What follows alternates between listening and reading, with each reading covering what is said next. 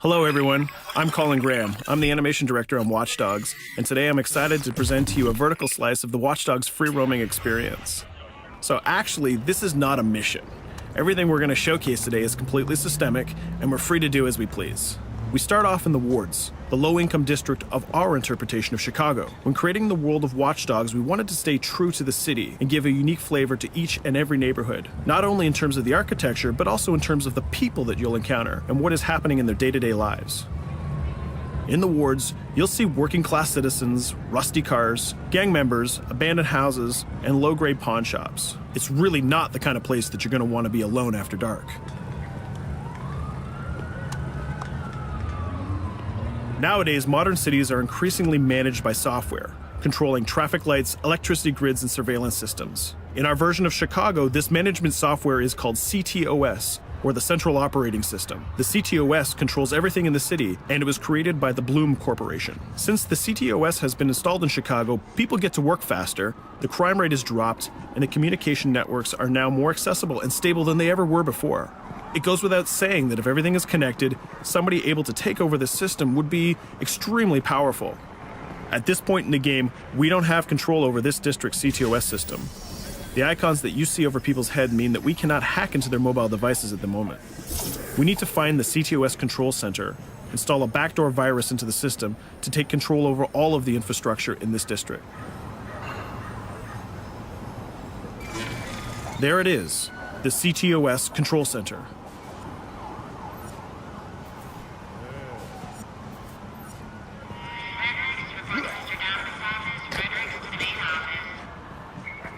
Watch it. You're walking someplace you got no business. It's heavily guarded. Let's see if we can find the server access codes from a distance. With cameras, we can explore restricted areas without being spotted, tag different guards, and access details on their lives. What the hell is she doing with that weasel motherfucker? It seems that Bloom employees all have a sort of shady past. There it is, the access code to the server room. Unfortunately, we can't access the server via the cameras. We need to sneak inside. One thing that was really important to us when we designed Watch Dogs was to fully support different player styles. Every situation in the game can be tackled the way the player sees fit. In this situation, we can go all out guns blazing, completely stealth without the guards ever seeing us, or we can hack from a distance without ever setting foot inside the restricted area. Let's hack this forklift. Aiden can use the environment to distract and lure guards. Pretty much anything you hack has multiple functions. So, for example, you could use this forklift to access the roof, or you could use it to create cover. Hacking in Watch Dogs is all about player expression. Let's set an improvised explosive device so we can hack it a little bit later.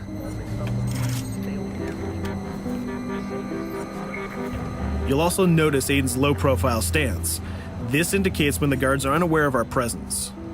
We'll try to reach the upper level of the building to see if we can gain a vantage point over our opponents.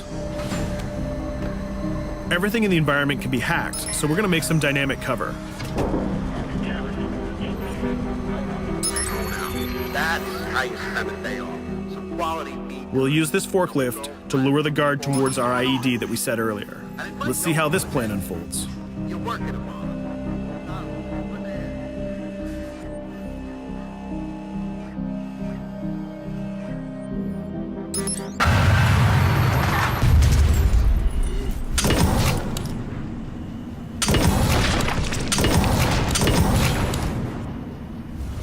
What you just saw is called focus.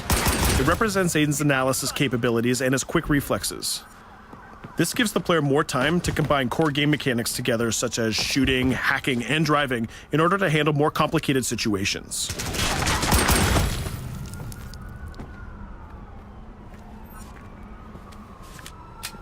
Now we can access that control room.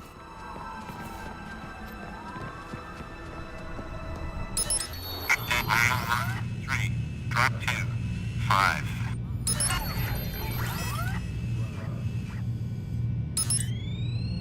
Now we'll be able to hack all of the devices connected to the CTOS within the districts. Thousands of cameras, traffic lights, the electricity grid, and most importantly, all of the citizen information profiles. We can also benefit from the Chicago Police Department Crime Prediction System, which uses facial and pattern recognition to spot potential criminals or potential victims. Since this is a pretty rough neighborhood, I'm pretty sure we're going to stumble on some suspected criminal activity pretty soon. And there it is. The system just pushed an alert of a potential crime. We can see the system trying to triangulate the location on our minimap. Take note, this isn't a mission. This can happen anywhere at any time. We've just spotted a potential victim. It's always up to the player if he wants to investigate or not, to take action or not. So let's see how this turns out. Yeah, you're right. Could I just...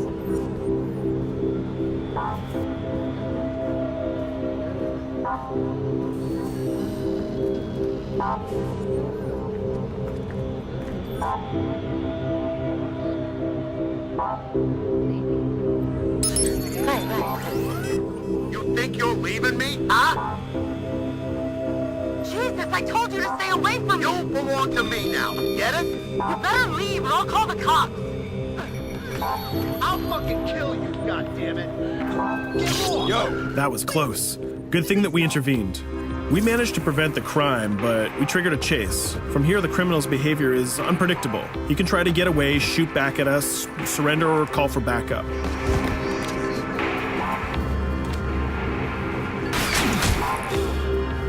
It seems like he decided to get away by car. Let's chase him down.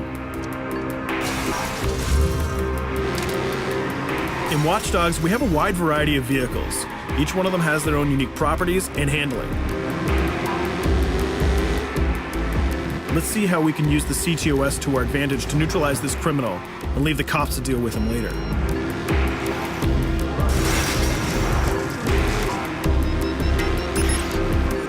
The chase stops right here. Using the blockers usually reserved for the cops during interventions, we managed to stop this criminal without killing him.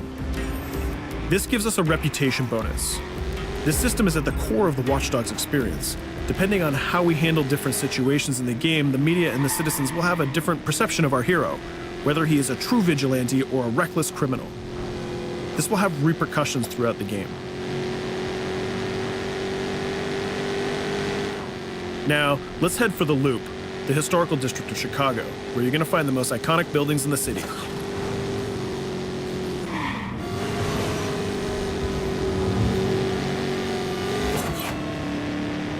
We're going to go to a gun shop to see what arsenal is available for players. The economy is a big part of Watch Dogs.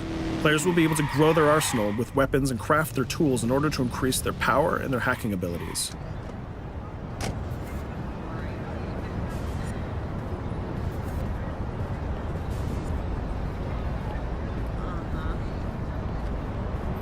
No, it's okay.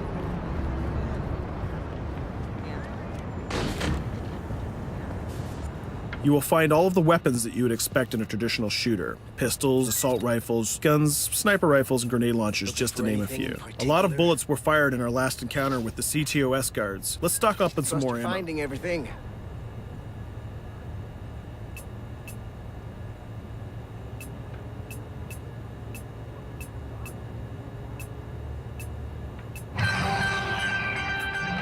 As we mentioned earlier, the media keep track of your actions and the citizens are going to react according to the perception that they have of you. Here, the media is reporting a crime in which you are the #1 suspect. The gun shop owner recognized you and decided to trigger a silent alarm to notify the police. Copy that. Possible one suspect presumed armed and dangerous. Police are now trying to locate the source of the threat using the surveillance system in the city, represented by the yellow circles on the minimap. Come in, PH3.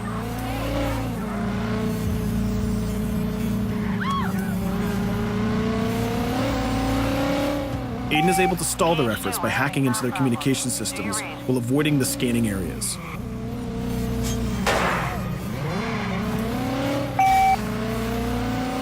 PH units, do you copy? Repeat, squad to all PH units. Once they've lost our trail, we can go back to our activities.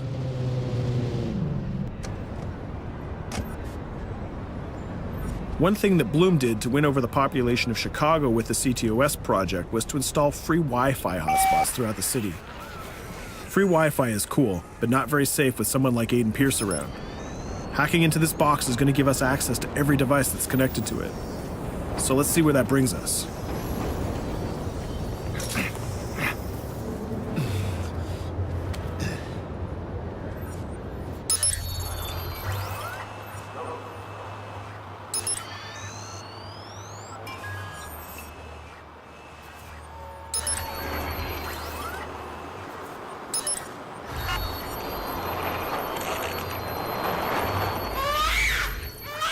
We just hacked into the webcam of a laptop. It seems that we're in the apartment of a mother and we can hear her baby crying in the background. Her bank information is in her mobile phone sitting right there on the table in front of us. It's totally up to the player whether we decide to steal it or not. Of course, this won't affect our reputation because nobody can witness this action. Just like in real life, nothing is totally black or white, but rather many shades of gray. This is exactly the situation where we want the player to question his own morality.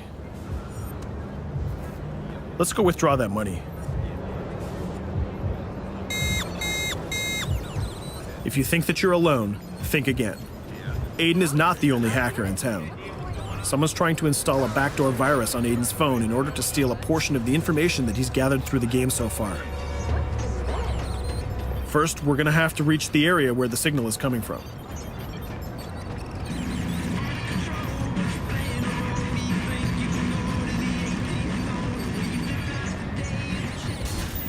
Using our profiler, we're going to try to identify the hacker before the installation finishes.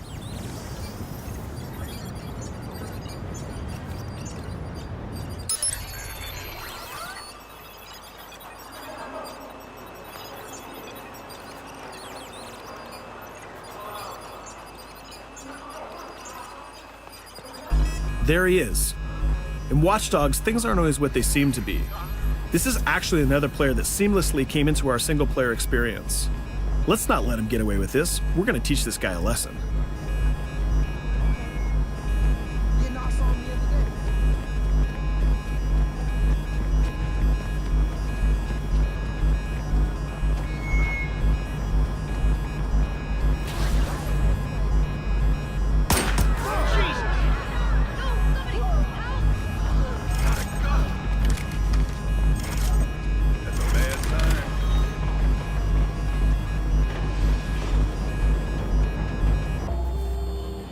We stopped the hack, but the hacker managed to get away. I don't know about you, but we can't let this pass by. We need to retaliate. Using the grid, let's see if we can find that second player. There he is. Let's enter his game seamlessly.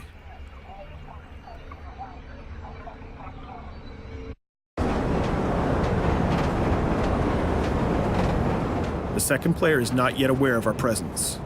If we act carefully, he might think that we're one of the many NPCs in the city.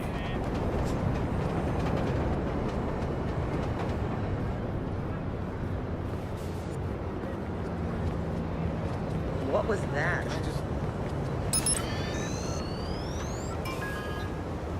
So let's find a place to hide and start hacking. What's going on?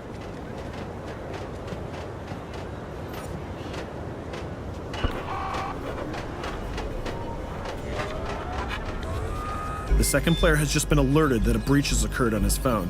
He's trying to find us using his profiler.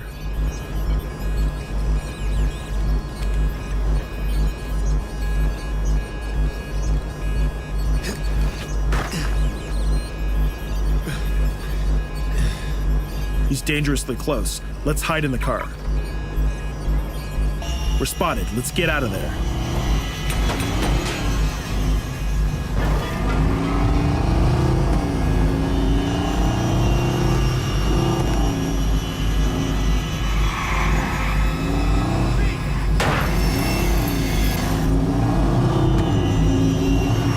Let's set up an ambush right here. By dragging the other player back here into the alley, we make sure that no civilians get hurt during the firefight. We didn't succeed in hacking the second player, but we did get a little bit of revenge. So that's what we have time for today. We hope you enjoyed our quick gameplay session. Stay tuned for more about Watch Dogs.